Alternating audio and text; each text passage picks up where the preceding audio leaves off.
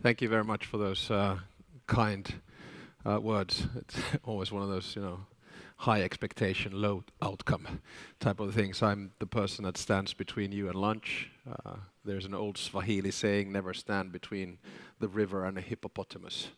And I believe in that very strongly. So I'll try to stick to 10 minutes and then alleviate you from your pain.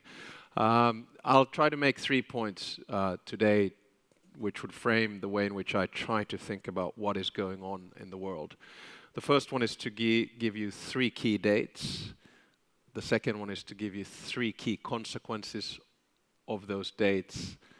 And the third one is to give you 3 power vacuums that we see in the world at the moment. And then I'll finish off by giving some humble advice to the next European Commission, which starts in November. 3 key dates, almost telegraphically, that have molded the world in which we are. And thank you for making this the 51st, which means that you have started in 1968, I would assume. It's a great year to be born. The first date is 1945. Why World War II ends? It's the creation of the multilateral system that we have. It's the creation of Bretton Woods, the creation of the financial world of which you are a part, where the basic essence of the system is that people are allowed finance, or money is allowed, goods and services are allowed to move fairly freely, and they're controlled under multilateral institutions, rules and governance. It's also the beginning of a bipolar world, where you have an ideological fundamental debate between the United States and the free world and its allies, the Soviet Union, the not-so-free world, and its allies, either voluntary or not. This is the state of affairs for the better part of the next 40 plus years. It's the Cold War. Second date, which molds what we are today for us here in the West, is 1989. The end of the Cold War, the end of the bipolar system, the move to a unipolar system led by the United States. It was also the moment when the model of society that we created, we felt won. Fukuyama talked about the end of history. Remember, there are about 200 nation states in the world, and we all believe that they will move towards something of a mix of liberal democracy, social market economy, and globalization. And of course, if you compare to the beginning of the 20th century, 1900s, we only had about 5 to 10 democracies around in the world. And we come to the beginning of this century, we have about 100 out of the 200. So things were moving in the right direction. And we all felt that, yeah, this is what's going to happen. It's eternal peace. The European Union expands, East meets West, Nelson Mandela is freed, Velvet Revolution between the Czechs and the Slovaks, NATO expands, the EU expands, multilateral institutions expand. But then come the financial crisis, then come the immigration crisis, and the third date I want to highlight for you is 2016. Why? Because of Brexit and because of the election of Donald Trump. They are, in my mind, very much cousins or even siblings to a certain extent. My second question then today is, my second point is, what does this mean in this new world? In my mind, it means 3 things.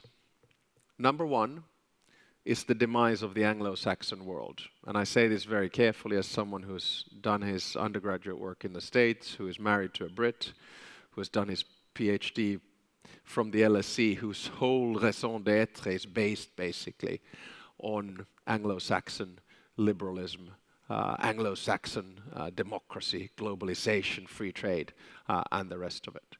Why do I say it's a demise? Because I think the United States and the United Kingdom are right now, unfortunately, voluntarily marginalizing themselves from the global scene. The UK, of course, used to be a global power. Then it was a big power inside the European Union, a P5 state Security Council in the UN. But right now, what the United Kingdom is doing to itself, I've never seen anything like it. And I'm not only talking about the political chaos, But what they're doing is total and utter marginalization of where they used to be.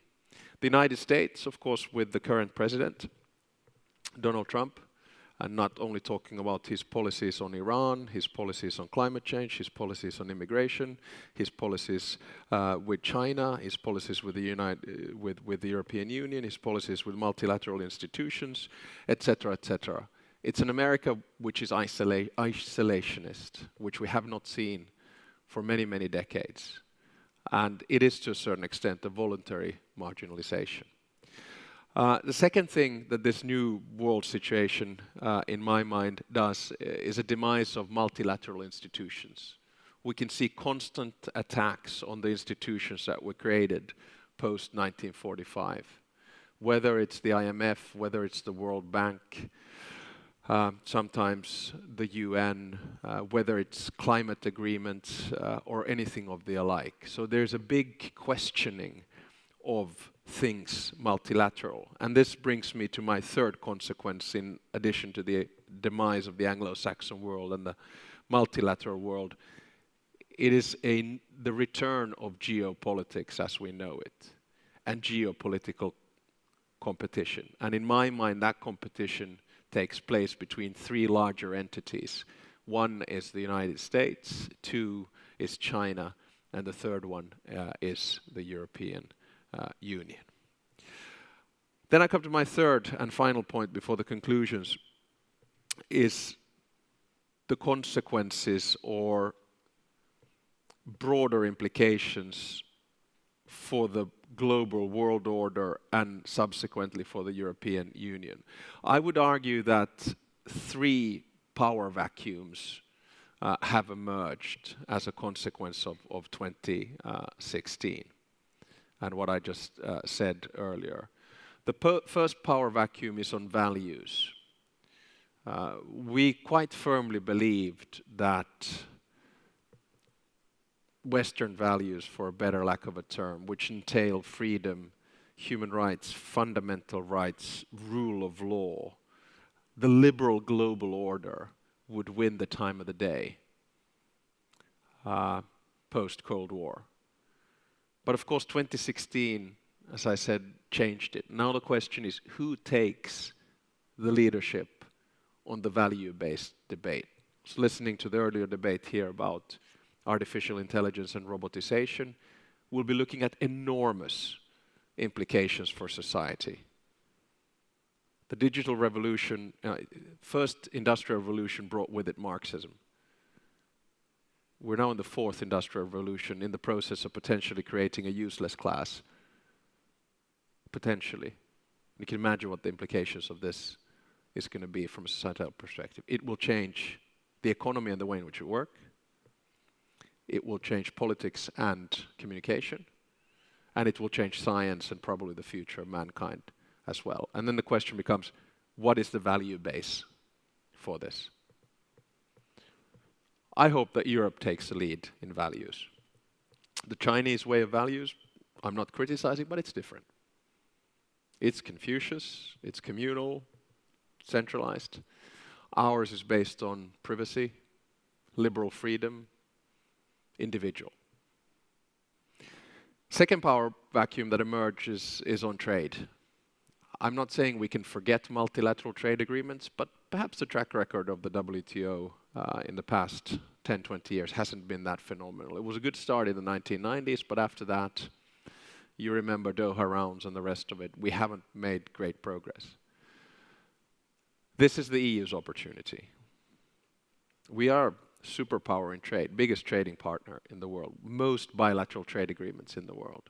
And of course, the European Union has exclusive competence on trade. So it's great that we do agreements with Japan, with Korea, with India, with Canada, potentially with the United States, and so on and so forth. Because obviously the world will see, not only in light of events in the past few days, that the United States is not necessarily the most reliable trading partner at this moment. Perhaps as a former diplomat, I can say that they're a little bit unpredictable. We don't know which tweet is going to, which is a quick way, of course, flexible way of communicating trade agreements. But the EU should take a lead on this. Again, on the power vacuum, do you remember what happened 2 months after Trump was elected in 2016? Who was the big hit in Davos? It was President Xi Jinping, who came there and talked about free trade and climate change and so. Someone takes that power vacuum immediately when there's a chance, and I think the European Union should do that.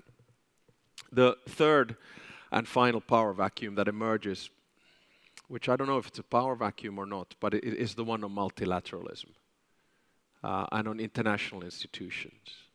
How do we work with them, and who does the leadership in that? And here, again, I think this is a great opportunity, just like values and trade, for the European Union. We need to defend multilateral institutions, international law, the rule of law. That's the best guarantee for us. And this might sound horrible in your eyes, but listen, the European Union is a regulatory superpower. If we know something in this world, we know how to regulate. We might not get kicks out of it, but the truth is that regulation then frames the whole global world. You don't have to be a lawyer or an economist to understand that if we set rules and standards on, for instance, GDPR, the data protection, general data protection regulation, then others will have to follow. And if we take that leadership, we're quite good at it. I'll simplify. China, central state, central decision making. The United States, bipolar, the art of the deal. The European Union, multipolar, the art of compromise. We know how to do it. Yes, the EU develops in 3 phases: crisis, chaos, suboptimal solution. But we do it. And that's why I'm arguing that we can be quite good in this. So 3 power vacuums: values, trade, and multilateralism, and I think the EU can fill those power vacuums. My final and concluding point before I'm going to go and eat myself because I'm hungry, is what should the EU do? I'll give you, again, I'm very Cartesian today. I'll give you 3 points. Number 1, the EU should have a focus. We can't be all over the place and do all kinds of things all the time. And my focus for the next European Commission would be threefold. Number 1 is to focus on artificial intelligence. This is where the global standards and rules will be set. And if you have not yet read a report by Pekka Ala-Pietilä for the European Union on sort of benign artificial intelligence, I think published within the European Commission around the 9th or 10th of April, please read it. Trustworthy type of AI. Exactly the stuff the EU should be doing. Second, take the leadership on climate change. We're not going to solve the world's climate problems with reducing only European emissions because they're approximately 10%. But the technology can be derived not only through regulation but innovation and investment. And by the way, commercial break, the EIB is the biggest multilateral institution in the world. We're the greenest bank in the world, first one to come with green bonds. About 25% of the investments that we do are in climate. Have a look at what we do, very interesting. Especially buy our bonds, no. So, right, Bertrand? Il est très content maintenant. Bottom line is that focus on climate change. And then thirdly, I'll come back to the thing that I said earlier. Focus on, and this might sound bureaucratic, but unified European positions inside multilateral institutions. I can understand if you're a France or if you're a Germany or an Italy or a Poland or a Spain that you're a big state, but it's very important that we are unified inside all the institutions. I'll give you just one example, which is horrible, but I'll do it. Brexit. Why do you think Europe has been so good in the Brexit negotiations? Of course, because of Michel Barnier and the work that he has done, but also because we have stayed unified. When we are together, we're so much stronger, and we need to do that. The second thing the European Union needs to do is to regulate smartly. Next 5 years and the European elections that we have in a couple of days is going to be extremely important. A lot of the regulatory framework for the future will be done by the European Parliament that comes along. Please do it smartly. And finally, this might sound a little bit strange, but I say play ball with China and with the United States. This means that the European Union should cooperate as closely as it possibly can with China without being naive. The Belt and Road Initiative might be great, but the Belt and Road Initiative has a lot of strategic implications as well. So be alert, look what's going on.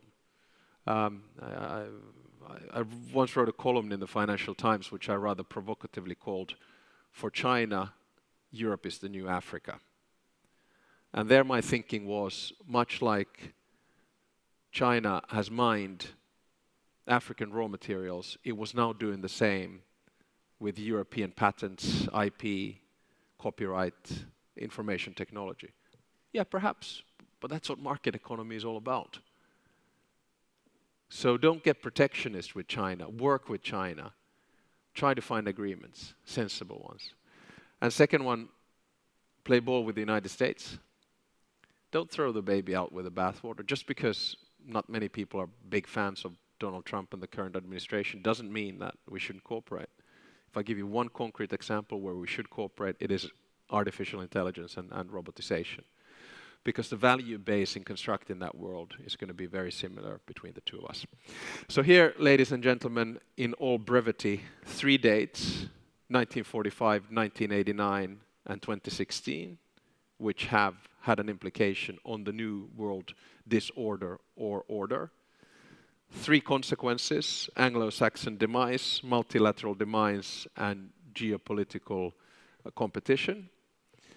3 power vacuums: values, trade, and multilateralism, with the conclusion that the EU should have a focus on AI, climate, and multilateralism. The EU should have a focus on regulation, and the EU should play ball with China and the United States. Thank you very much.